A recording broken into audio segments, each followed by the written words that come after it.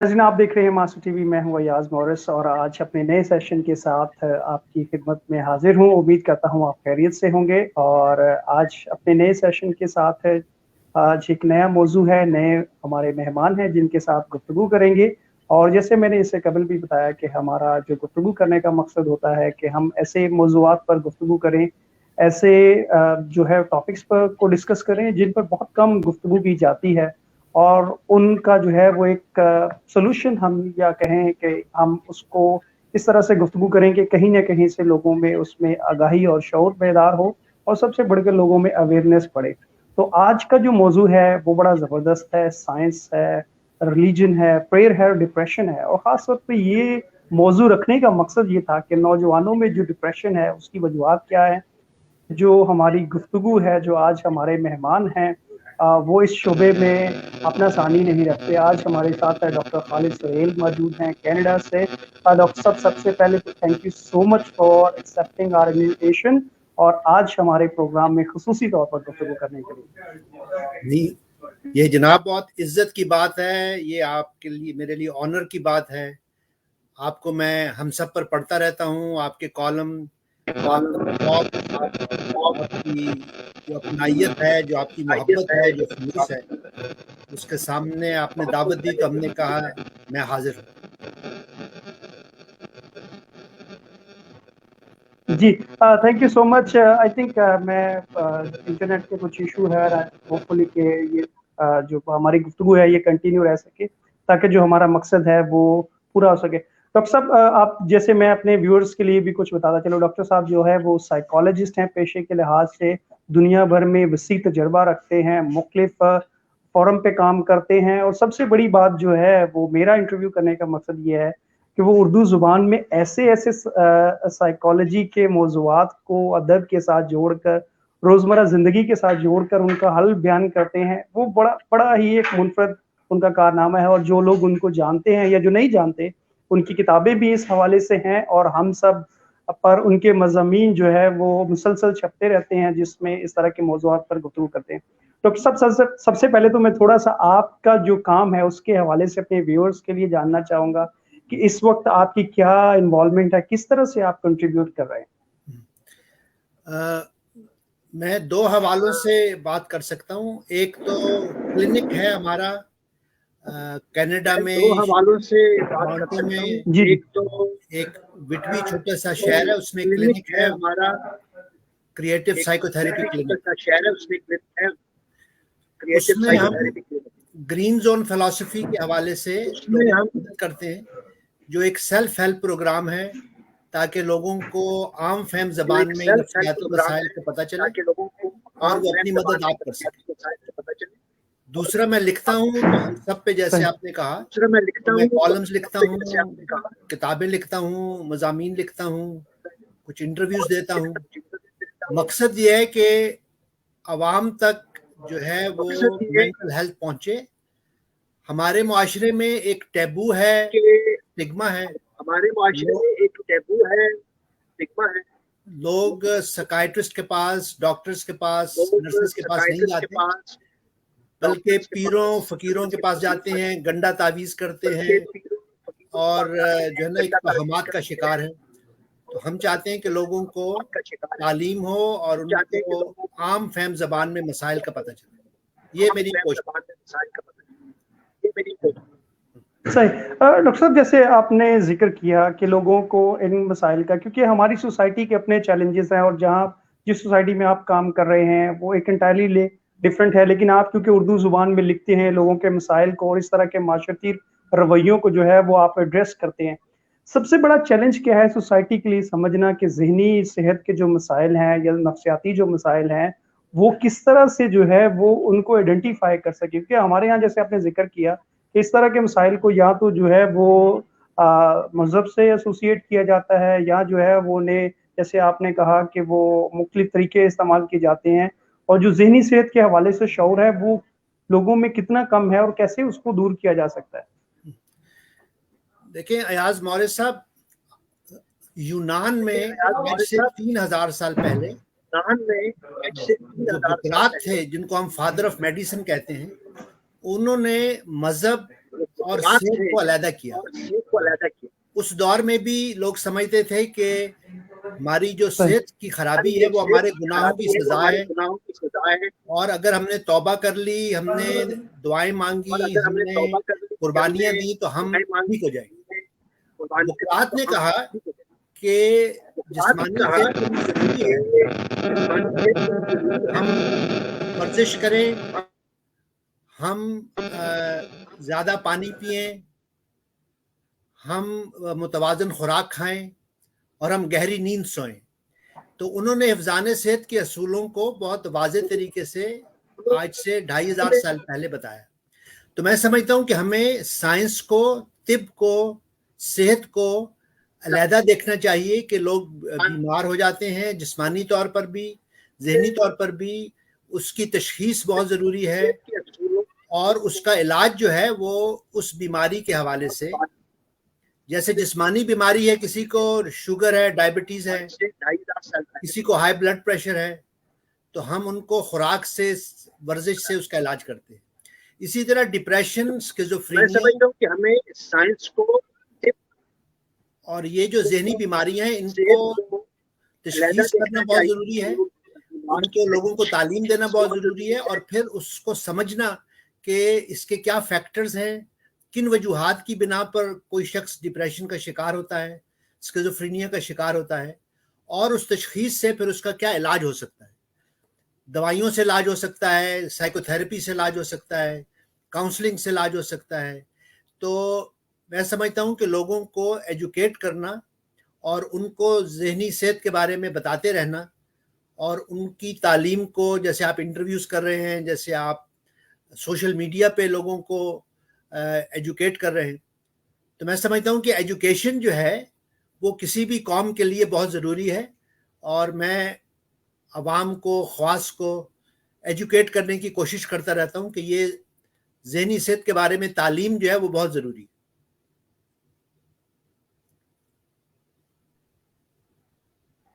تو بہرحال یہ میری کوشش رہتی ہے کہ عام فہم زبان میں زیادہ سے زیادہ لوگوں تک یہ ذہنی صحت کے بارے میں ان کو بتایا جائے.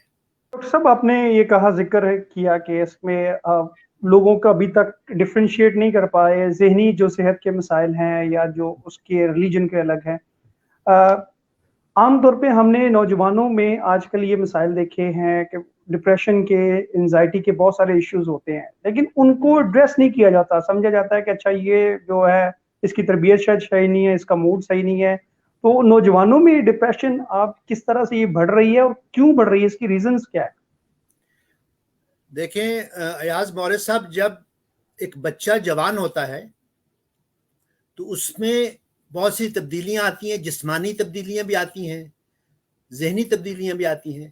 تو ہمارے ہاں ریلیجن بھی اور سیکس بھی, دو چیزیں جو ہیں وہ ٹیبو ہیں.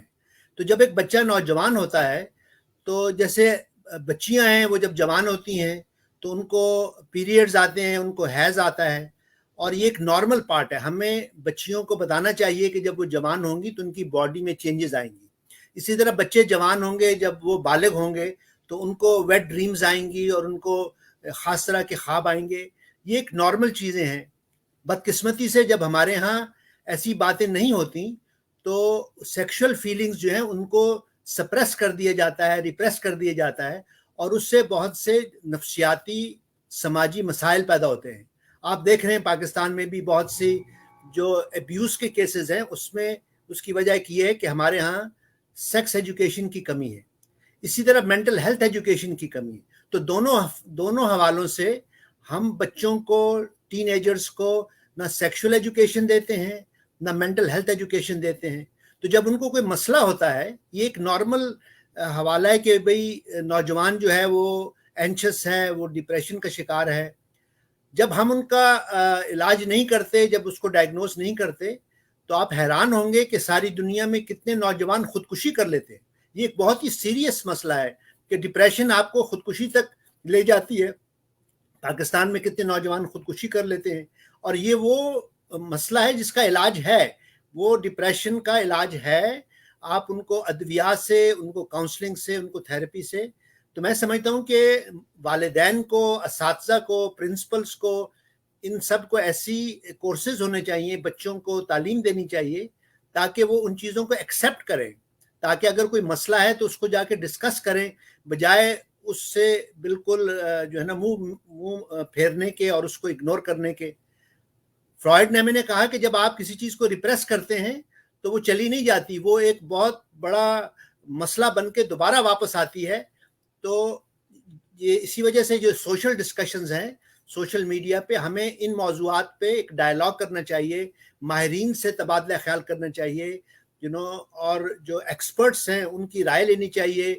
میں تراجم بھی کرتا ہوں کہ دنیا میں جو علم حاصل پھیل رہا ہے, وہ چاہے انگریزی میں ہو, فرانسیسی میں ہو, ہمیں ان کے تراجم کر کے اردو زبان میں لوگوں کو ایجوکیٹ کرنا چاہیے کہ دنیا میں جو ترقی ہو رہی ہے سائنس کی, نفسیات کی, طب کی. میں ایران جب رہتا تھا وہاں وہ سب کتابوں کا فارسی میں ترجمہ کرتے تھے, تو میں جو لوگ ترجمہ کرتے ہیں اس کی بہت عزت کرتا ہوں کہ ترجمہ کرنے والا آپ کو پوری دنیا کے علم کو آپ کی زبان میں منتقل کرتا ہے. تو اس وجہ سے میں سمجھتا ہوں, میں نے آپ کے پروگرام کو اس لیے ہاں کی کہ یہ لوگوں کو ایجوکیٹ کرنا جو ہے نا, یہ ہماری سب سے بڑی جو کمزوری ہے کہ ہم مینٹل ہیلتھ اور سیکشول ایجوکیشن کے بارے میں بہت غفلت کا شکار رہتے ہیں.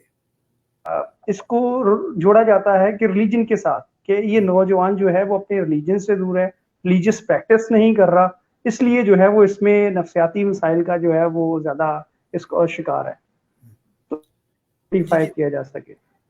میں سمجھتا ہوں کہ ہمیں اخلاقیات کو علیحدہ رکھنا چاہیے اور نفسیات کو علیحدہ. میں سمجھتا ہوں جو لوگوں کے نفسیاتی مسائل ہیں, جو ان کے جسمانی مسائل ہیں, جو ان کے دماغی مسائل ہیں, ہمیں اس کے بارے میں ایک سائنٹیفک ایٹیچیوڈ, تو سائنس جو ہے وہ ہمیں لاز آف نیچر بتاتی ہے, سائنس جو ہمیں وہ قوانین فطرت بتاتی ہے, سائنس ہمیں بتاتی ہے کہ جو مسائل ہیں ان کا ایک خاص نقطہ نظر سے سمجھا جا سکتا ہے. تو میں اگر ڈپریشن کی مثال ہے تو یا سب ڈپریشن کو سمجھنے کے لیے 3 فیکٹرز ہیں. ایک بایولوجیکل فیکٹرز ہیں جو حیاتیاتی ہیں. اگر کسی کے والد, والدہ, نانی, دادی, نانا, نانی جو ہے اگر وہ ڈپریشن کا شکار ہے تو ڈپریشن موروثی ہے. ہم بچے جو ہیں وہ اپنے والدین سے جینیٹیکلی وہ انہیرٹ کر سکتے ہیں, یہ بہت امپورٹنٹ بات ہے. تو جن خاندانوں میں ڈپریشن کا مسئلہ ہے, بائی پولر ڈس آرڈر ہے, مینیا ہے, ان کے بچے اس کو انہیرٹ کر سکتے ہیں. پہلی بات یہ. دوسری بات نفسیاتی ہے جس کا تعلق پرسنالٹی سے ہے. وہ لوگ جو آئیڈیلسٹک ہیں, وہ لوگ جو پرفیکشنسٹک ہیں, جن کی توقعات زندگی سے بہت زیادہ ہوتی ہیں, وہ بعض دفعہ مایوس ہو جاتے ہیں.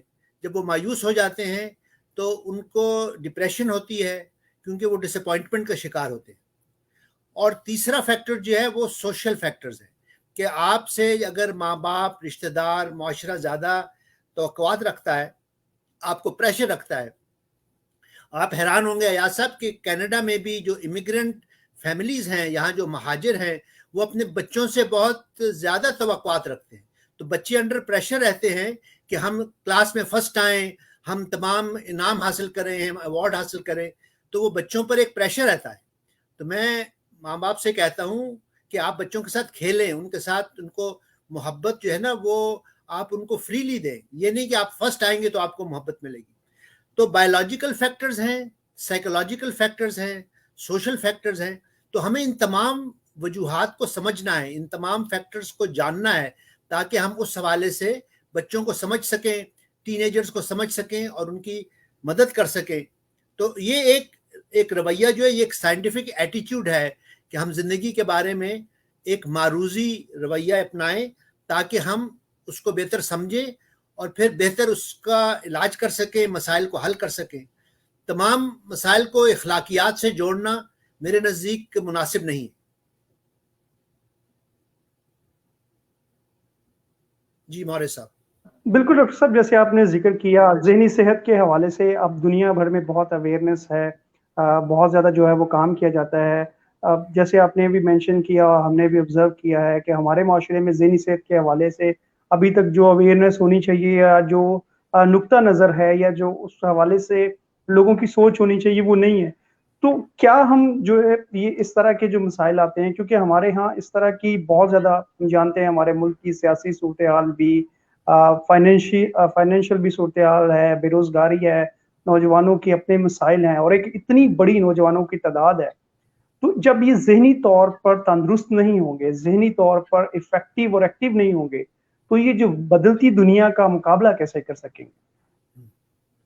جی یہ بہت اہم سوال ہے، اور میں سمجھتا ہوں کہ اس میں والدین کو اور اساتذہ کو مل کر کام کرنا چاہیے کہ بچے جو ہیں وہ ہماری جو ہے نا فیوچر کا ہماری انویسٹمنٹ ہے. ہم بچوں میں انویسٹ کرتے ہیں تاکہ وہ جب جوان ہوں تو وہ اپنی قوم کا خیال رکھیں.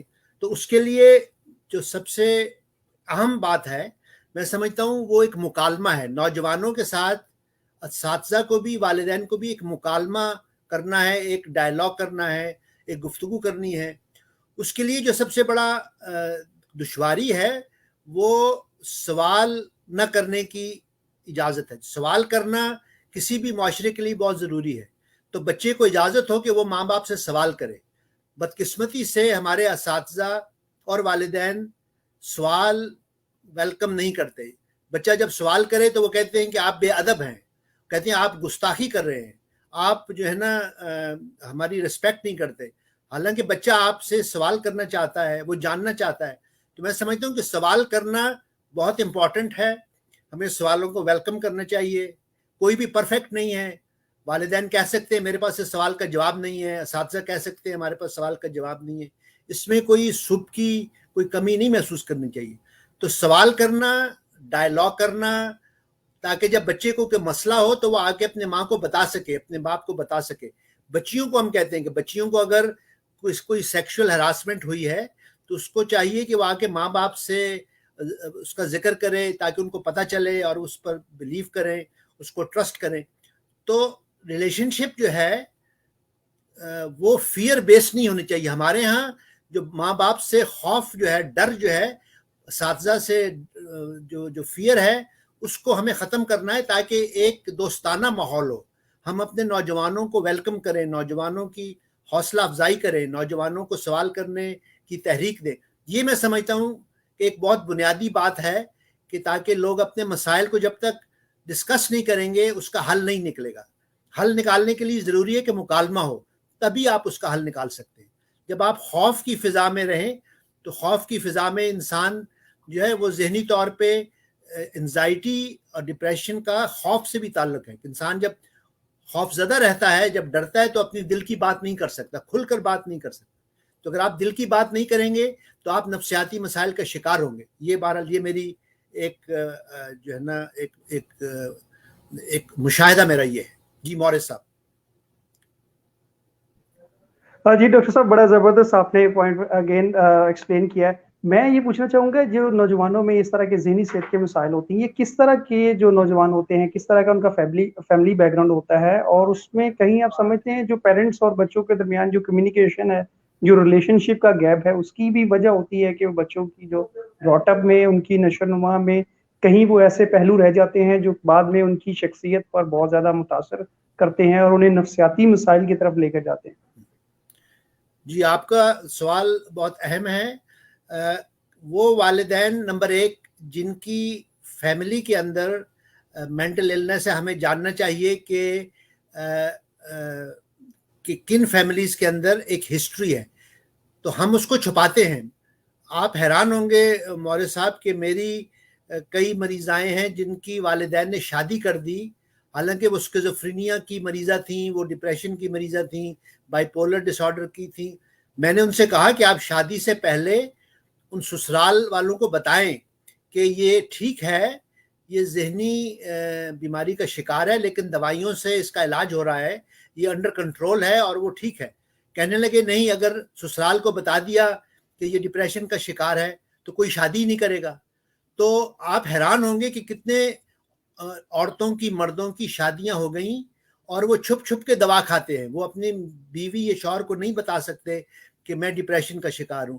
یہ ایک بڑی بدقسمتی کی بات ہے. تو اول تو یہ کہ ماں باپ کو ایکسیپٹ کرنا چاہیے کہ کسی کی جسمانی بیماری ہے، کسی کی ذہنی بیماری ہے، اس کو ہم جج نہ کریں. مطلب ہے ڈپریشن کا شکار ہونا کوئی کرائم نہیں ہے، یہ آپ نے کوئی جرم نہیں کیا، آپ کوئی عادی مجرم نہیں ہے، آپ ایک ذہنی بیماری آپ کو ہے، انزائٹی ہے، پینک ڈس آرڈر ہے، ڈپریشن ہے، جس کا اگر آپ علاج کروائیں تو آپ اس کا علاج سے ٹھیک ہو سکتے ہیں۔ تو ایک تو بات یہ ہے کہ ہم اس کو اکنالج ہی نہیں کرتے، ہم اس کو چھپاتے ہیں۔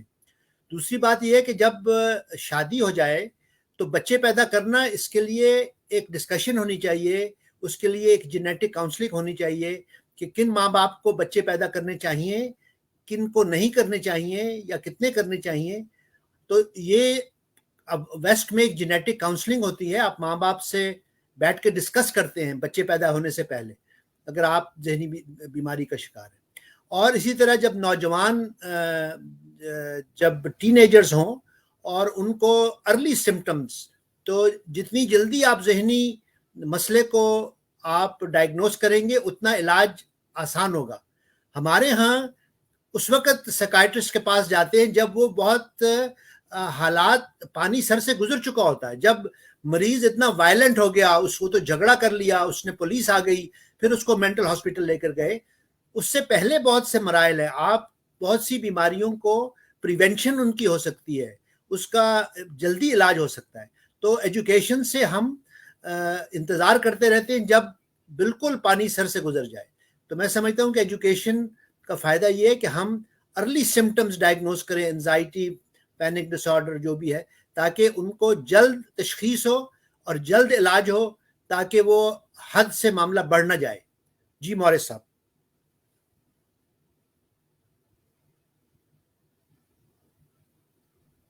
جی ڈاکٹر صاحب، بالکل آپ نے صحیح کہا۔ اور میں یہ کوشچن جو یہ ہے کہ ہمارے ہاں جو ہے جب اس طرح کے اگر ہم کوئی فزیکل آپ کو النس ہوتی ہے تو فوراً جو ہے وہ کہا ریکمینڈ کیا جاتا ہے کہ ڈاکٹر کے پاس جائیں، کیونکہ مینٹل جب آپ کی کوئی ایشوز ہوتے ہیں، سائیکولوجیکل ایشوز ہوتے ہیں، تو نارملی وہ نظر نہیں آتے۔ اور اب میں کیونکہ میں جو اگر لوگ کرکٹ سے دیکھنے والے لگاؤ رکھتے ہیں تو انگلینڈ کے جو کیپٹن ہیں، آل راؤنڈر ہیں، وہ پاکستان کے خلاف سیریز کھیلے اور انہوں نے سیریز جیتی، اور اس کے بعد سڈن جو ہے انہوں نے فیصلہ کیا کہ انہوں نے بریک لینی ہے اپنی مینٹل ہیلتھ ایشو کی وجہ سے۔ تو سوسائٹی نے بہت زیادہ اس کو انکریج کیا، لیکن ہمارے یہاں تو یہاں بہت سارے لوگوں کو ایشوز ہوتے ہیں، لیکن وہ کہہ رہے ہیں کہ جی ٹھیک تو چل رہا تھا، سب کچھ ٹھیک تو ہے، لیکن وہ کہیں نہ ہم دیکھ رہے ہوتے ہیں، جیسے آپ نے ذکر کیا کہ وہ اندر ہی اندر جو لاوا پکڑا ہوتا ہے وہ ایک دم سے برسٹ ہوتا ہے، اور پھر ہم کہتے ہیں یار یہ تو بالکل اچھا بھلا تھا، آج اس کو کیا ہو گیا۔ تو وہ کون سے ایسے سائنز اینڈ سمٹمز ہیں جن پر جو ہے وہ ارلی اویئرنیس ہو یا ان پر جو ہے قابو پایا جا سکتا ہے، اس طرح کے مسائل ہیں؟ اور دوسرا اس کے بعد میرا کوشچن ہے کہ بہت سارے ینگسٹر سوشل میڈیا کی وجہ سے اس کا بہت استعمال کرتے ہیں، اور کتنا جو ہے وہ افیکٹ کرتا ہے ان کی مینٹل ہیلتھ کو۔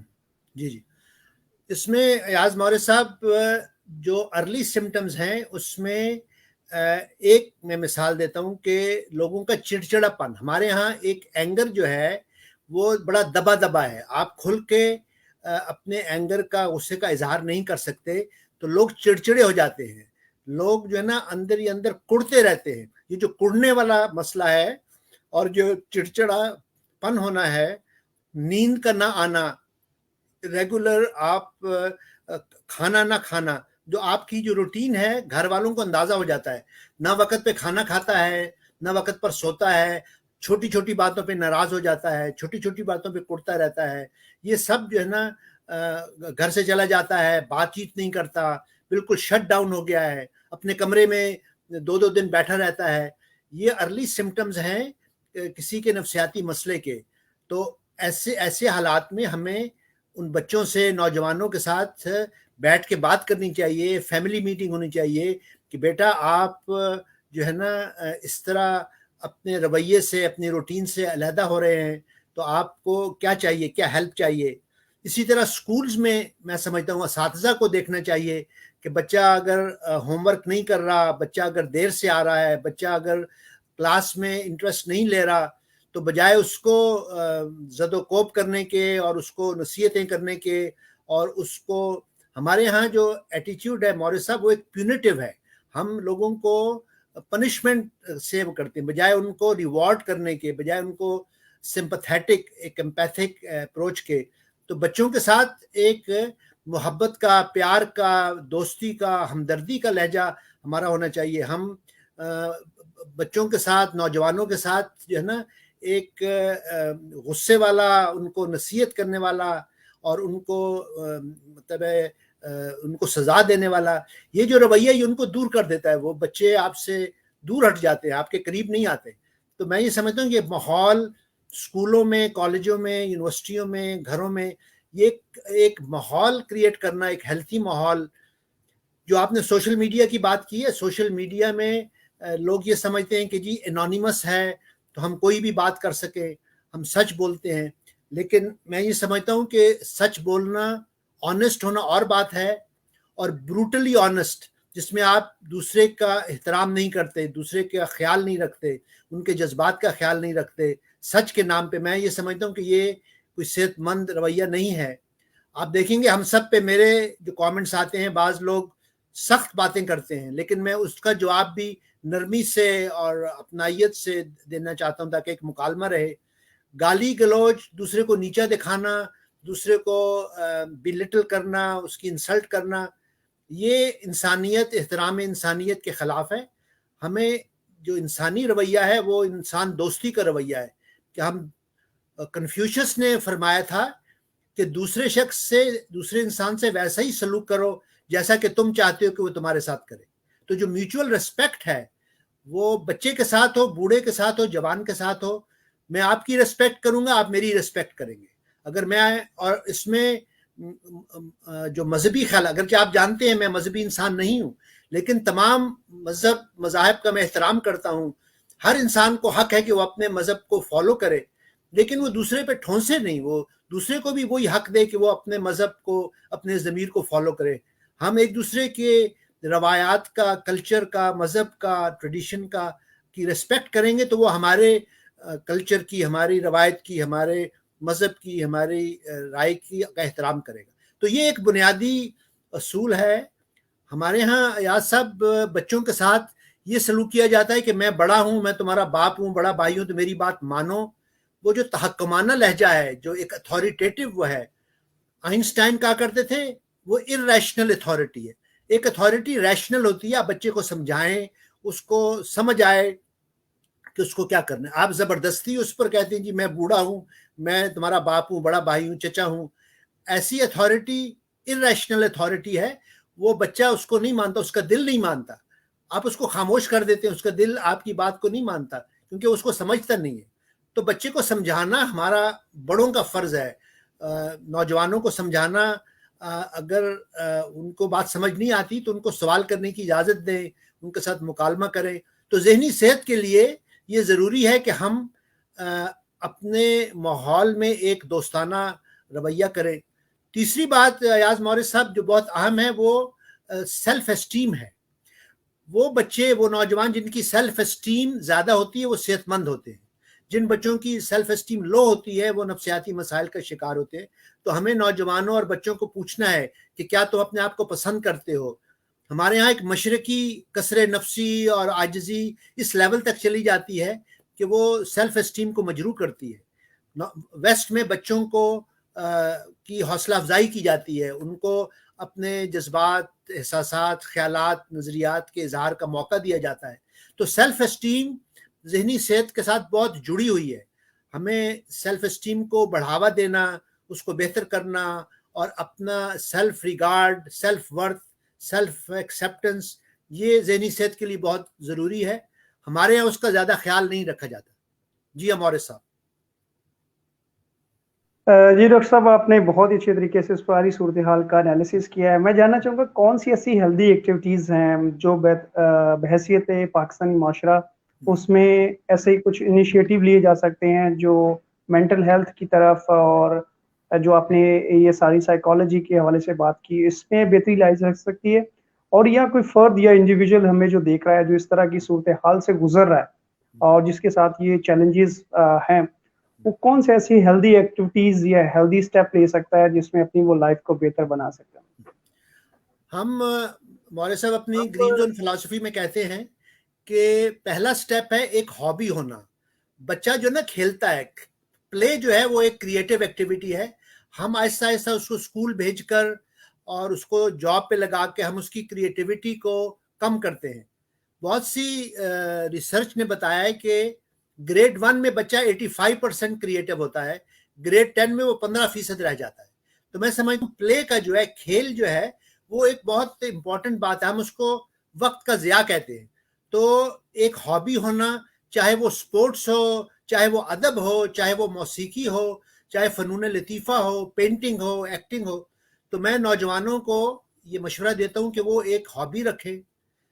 دوسری بات یہ ہے کہ ہابی کے حوالے سے وہ اپنا ایک حلقہ بنائیں, ایک دوستوں کا حلقہ بنائیں. میں اس کو فیملی آف دا ہارٹ کہتا ہوں. جیسے میں ادیب ہوں, میں رائٹر ہوں, میرے ادیب دوست ہیں, میں ان کے ساتھ اٹھتا بیٹھتا ہوں. اور تیسری بات یہ کہ آپ ایک معاشرے کو فیڈ بیک دیں, آپ اس کی خدمت کریں, جس کو ہم سرونگ کہتے ہیں. تو کریٹنگ پہلا سٹیپ ہے, شیئرنگ دوسرا ہے, اور سرونگ تیسرا ہے. تو میں کچھ لکھتا ہوں, پھر اس کو ہم سب پہ شیئر کرتا ہوں. پھر گرین زون کمیونٹی ہم نے بنائی ہے, اس پہ میں والنٹیئر کرتا ہوں. تو والنٹیئر ورک جو ہے نوجوانوں کو سکھانا کہ آپ معاشرے کو کنٹریبیوٹ کریں.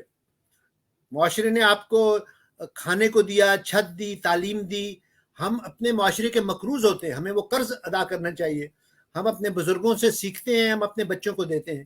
تو میں اس وجہ سے سمجھتا ہوں کہ کوئی مشغلہ ہونا, کوئی دوستوں کا حلقہ ہونا, ہفتے میں ایک دن آپ دوستوں کے ساتھ ملیں, شاعری, ادب, فلسفہ, ڈرامہ, فنون لطیفہ, اس میں اپنا ایک شام گزاریں, دوستوں کے ساتھ ملیں, اور پھر اور لوگوں کو کنٹریبیوٹ کریں. جیسے آپ یہ معاشرے میں اس ماسٹر ٹی وی سے کنٹریبیوٹ کر رہے ہیں, یہ بہت ہی آسان بات ہے. آپ لوگوں کو انکریج کرتے. اس طرح کی ہر انسان کو اپنی اپنی بساط کے مطابق, اپنے اپنے ٹیلنٹ کے مطابق آپ کو معاشرے میں کنٹریبیوٹ کرنا چاہیے, تاکہ آپ فیل کریں کہ ہم ایک ہیلتھی معاشرہ کریٹ کرتے ہیں. ویسٹ میں کہتے ہیں کہ بچہ کی پرورش کے لیے صرف ماں باپ نہیں, it takes the whole village to raise a child. پورا ایک گاؤں, پورا شہر, پورا school, college, university, social media, ہم سب ایک دوسرے پر اثر انداز ہو رہے ہوتے ہیں. تو ہمیں مثبت میسج دینے چاہیے, ہمیں لوگوں کو انکریج کرنا چاہیے, ان کو سپورٹ کرنا چاہیے. ہمارے ہاں تنقید کرنا, لوگوں کی ٹانگ کھینچنا, لوگوں پر اعتراض کرنا ہماری ایک نیگیٹو, اور بزرگ بھی یہ کرتے ہیں. میں نے شاعر و ادیبوں کو بھی دیکھا ہے, نئے لکھنے والوں کو انکریج نہیں کرتے, ان کو کہتے یہ غلطی, یہ خرابی, یہ خرابی. میں نوجوانوں کو انکریج کرتا ہوں کہ آپ لکھیں, آپ مجھ سے شیئر کریں, میں ان کو فیڈ بیک دیتا ہوں. انسان 5 سال, 10 سال, 15 سال آہستہ آہستہ سیکھتا ہے. ماں کے پیٹ سے کوئی بھی جینیس اس طرح نہیں ہوتا, ہم ٹرین کرتے ہیں. تو میں سمجھتا ہوں کہ ایسا ماحول ہو جس میں ہم فنون لطیفہ کو سپورٹ کریں, ہم نوجوانوں کو ان کے مشاغل میں ہیلپ کریں, ان کی ہابیز ہوں, ان کا پیشن ہو, ان کا ڈریم ہو. تو جب ہمارے پاس ڈریمز ہوتے ہیں, جب ہمارے پاس پیشنز ہوتے ہیں, تو 2 راز میں نے پائے ہیں, ایک پیشن اور ایک کمپیشن. ہمیں پیشن اور کمپیشن دونوں چاہیے. پیشن ہمارے ہابی اور پروفیشن میں آ جاتا ہے, اور کمپیشن ہم خدمت خلق کرتے ہیں, لوگوں کی خدمت کرتے ہیں. بہرحال یہ میں نے زندگی سے کچھ چیزیں سیکھی ہیں جو میں آپ کے ساتھ شیئر کر رہا ہوں. جی مورس صاحب. ڈاکٹر صاحب تھینک یو سو مچ. بہت مزہ آ رہا ہے, اور وقت جو ہے وہ اتنی تیزی سے گزرا ہے کہ مجھے بالکل احساس بھی نہیں ہوا کہ ہم نے اتنی گفتگو کی ہے. لیکن میں 1-2 کوشچن آپ سے مزید کر کے ہم اپنے پروگرام کو وائنڈ اپ کرنے کی طرف جائیں گے. آپ نے جیسے والنٹیئرزم کی بات کی, آپ اس کو جو ہے وہ بڑا غلط سمجھا جاتا ہے کہ اگر کوئی والنٹیئر کر رہا ہوتا ہے تو ہم سمجھتے ہیں شاید یہ فری بیٹھا ہوا ہے, اس کچھ کام کرنے کو نہیں ہے, یا جو ہے وہ اس کا کوئی غرض ہوگا, لالچ ہوگا. تو جو ہیلدی معاشرے ہوتے ہیں وہاں کنٹریبیوٹ کرنا, سوسائٹی کو پے بیک کرنا کتنا امپورٹنٹ ہے؟ دیکھیے مولوی صاحب, یہاں ہر ٹین ایجر کو ہائی اسکول میں کہا جاتا ہے کہ تم 40 آورز والنٹیئر ورک کرو. نوجوانوں کو اسکول میں ان کو اس کا حوصلہ بڑھایا جاتا ہے, ان کو انکریج کیا جاتا ہے.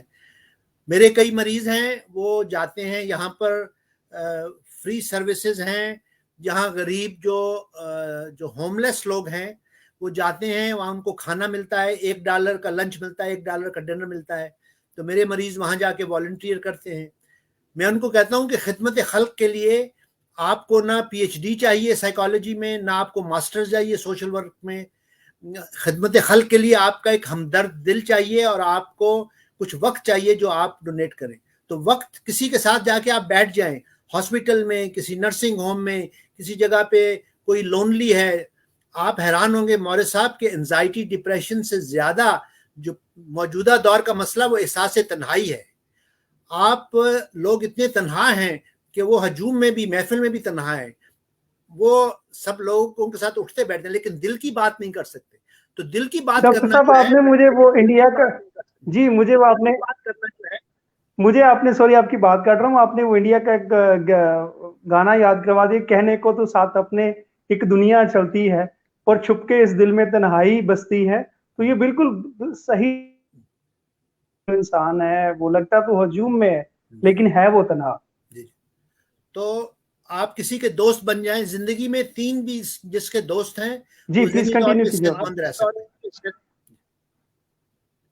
تو 2-4 قریبی دوست بنانا اور بننا یہ میں سمجھتا ہوں کہ ذہنی صحت کے لیے بہت ضروری ہے. اور جو تنہا ہیں ہم ان کو ہیلپ کریں, ان کے ساتھ جا کے بیٹھیں, ان کی بات سنیں, ان کی دل کی بات سنیں.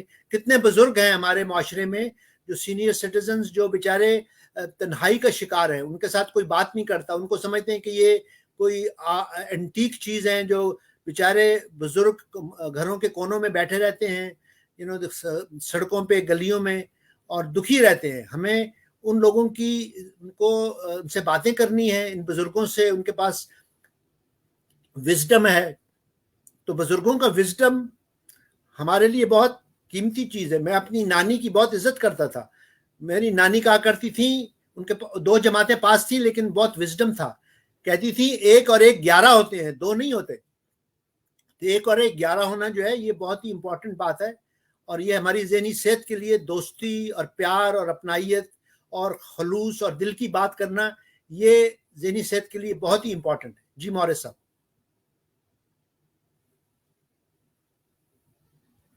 جی ڈاکٹر صاحب بہت بہت شکریہ, آپ نے بڑے ہی عمدہ طریقے سے بہت ساری چیزوں کو ایکسپلین کیا ہے, اور میں آپ کا پوری اپنے تمام دیکھنے والے ویورز کی طرف سے آپ کا شکریہ ادا کرتا ہوں.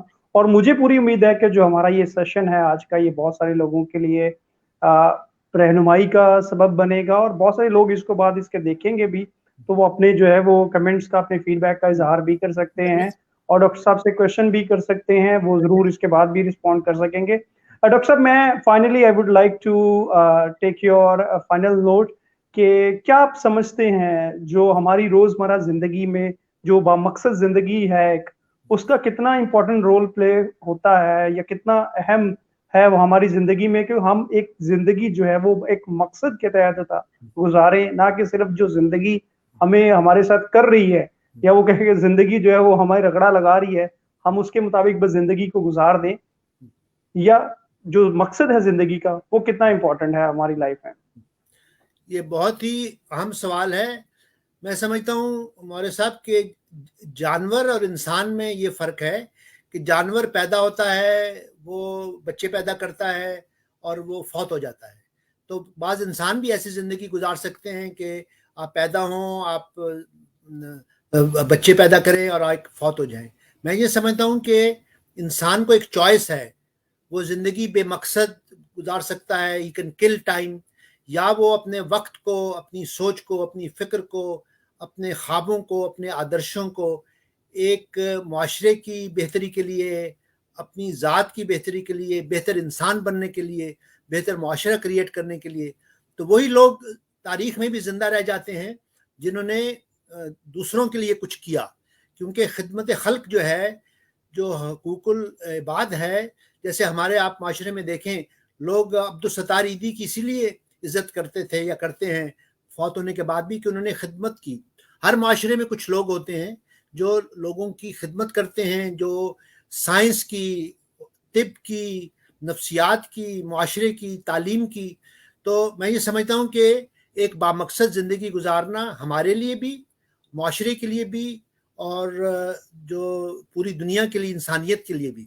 تو آخر میں آپ کو بتاتا جاؤں کہ یہ میں نے آپ ذکر کیا کہ میری کتاب جو انکاؤنٹرز ود دا ڈپریشن ہے, یہ آپ کے لیے اور آپ کے دوستوں کے لیے میں اگلے ہفتے, ابھی تو لانگ ویکینڈ ہے, اس کے بعد کوئی بھی چاہے میں بطور تحفہ PDF فائل آپ کے دوستوں کو آپ کو بھیج سکتا ہوں اگلے ہفتے، تاکہ جو باتیں میں نے کی ہیں وہ لوگ اس کتاب میں پڑھ سکتے ہیں، تاکہ زیادہ سے زیادہ وہ ایجوکیٹ ہوں مینٹل ہیلتھ کے بارے میں، اور ایک بہتر زندگی گزاریں، بہتر انسان بنیں، ایک بہتر معاشرہ کریٹ کریں۔ یہ سب ہم ایک دوسرے کی اس طرح مدد کر سکتے ہیں۔ اور آپ نے جس محبت اور پیار سے بلایا تھا، میں اس کو انکار نہیں کر سکا، اس لیے میں آپ کا شکریہ ادا کرتا ہوں کہ اور ماسٹر ٹی وی کا کہ آپ نے مجھے موقع دیا کہ میں آپ کے دوستوں کے ساتھ یہ بات چیت کر سکوں۔ تو آپ پروگرام پھر مجھے بھیج دیں گے تو میں اپنے دوستوں کو بھی شیئر کر دوں۔ جی بہت بہت شکریہ مورس صاحب۔ Thank you once again, Dr. Saab, or it was honor for me to having you on Master TV.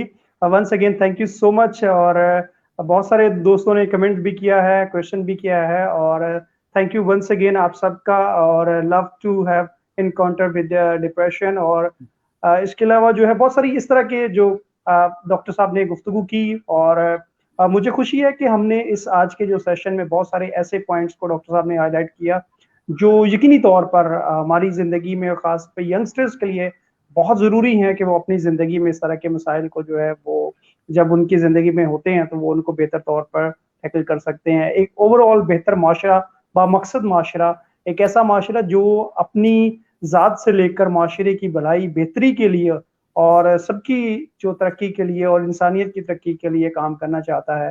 Master T V کی ہماری ایک کاوش ہے کہ ہم اس طرف جو شعور کے لیے، جو اویئرنیس کے لیے، اور معاشرے میں ایک ڈائیلاگ کا سلسلہ ہے، اس کو جو ہے وہ فروغ دے سکیں۔ تو ونس اگین ڈاکٹر خالد سہیل کے شکریہ کے ساتھ آپ سب کو ایک مرتبہ پھر شکریہ ادا کرتے ہوئے آپ سے اجازت چاہیں گے۔ آپ سے ملاقات ہوگی اگلے پروگرام میں ایک نئے سیشن کے ساتھ، ایک نئے گیسٹ کے ساتھ، ایک نئے موضوع کے ساتھ، اور جس کا مقصد اگین جیسے ڈاکٹر صاحب نے بتایا کہ معاشرے کو پے بیک کرنا ہے، سوسائٹی کو پے بیک کرنا ہے، اور معاشرے میں اپنا کنٹریبیوٹ جو اپنا حصہ ہے وہ ڈالنا ہے کہ ہم ایک بہتر معاشرے کی تشکیل دے سکیں۔ اپنا بہت سارا خیال رکھیے گا۔ Thank you so much.